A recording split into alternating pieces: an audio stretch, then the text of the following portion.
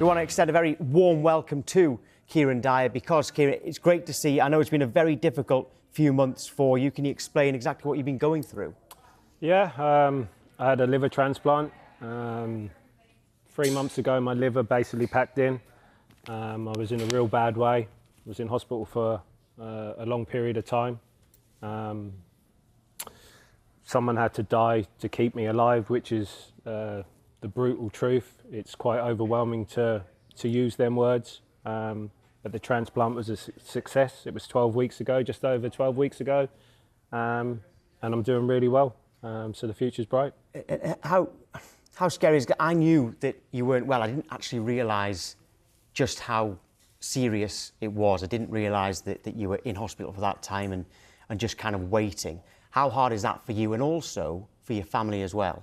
Yeah, mentally it was so demanding. The amount of false alarms you have where you think you've got a liver and then the liver's either too big or it's too fatty or it's been damaged.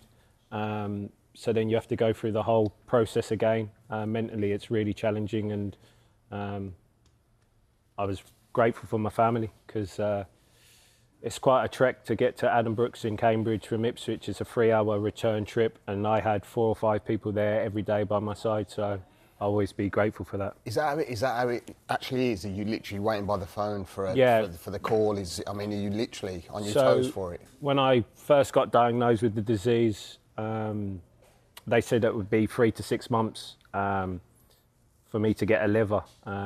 Then you have to stay within an hour of the hospital. You can't leave. You've got to have your phone on you at all times, because if you miss the phone call, then you miss the liver. That's how serious it is. Yeah, the waiting game is your life gets put on hold, but it's worth it in the world. When was you diagnosed, mate? I've known him for years upon years, and I had a liver problem in 2002, but with this specific disease, I had PSC. Okay. I was diagnosed in 2019. So, like you said, I had the liver transplant in 2023.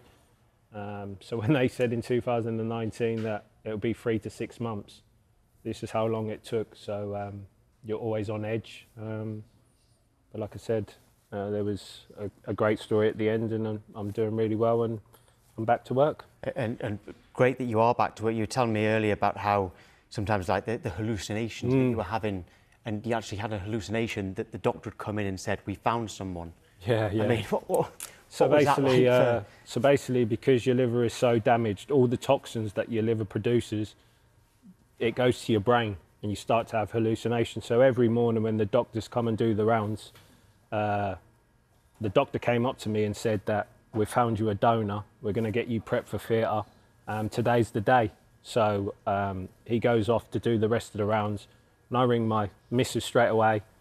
They found me a liver. It's going to happen today. You need to get to the hospital. So she's ecstatic, over the moon. Obviously, it's a scary operation, but finally for me to get the transplant, everyone's ecstatic. She tells my mum, she tells everybody. And then something weren't sitting right with her. She was like, they said they would call me straight away if they hear news, and I haven't heard nothing. So she rang up the ward, and the ward said, "What are you talking about?" So the doctor had to come back to me and say, "Kieron, why did you just tell your missus that?" And I said, "You did tell me." I was arguing with you. You just told me that I'm going to. And he was like, "No, that's the toxins. You're having a hallucination." And I had so many hallucinations in the 3 months where you're just just imagining things and just making stuff up. So what's the plan now for you? I mean, obviously you showed me the scar, and it's absolutely unbelievable. You described it as a shark bite to me. I know. I mean, and the recovery of it. But I mean, what's the plan? What's the plan next? When you first come out of hospital, you have regular blood checks every week. You go to see them every week, and they adjust your medication according to your bloods. My bloods are doing so well. My medication's dropped. I now go to see them once every month. That will then go to once every 3 months, and then hopefully once every year. So I'm ahead of schedule. And like I said, the future is very bright for me at the moment. Good news, mate. Yeah, great news. Kieron, thanks very much. It's great to have you here in the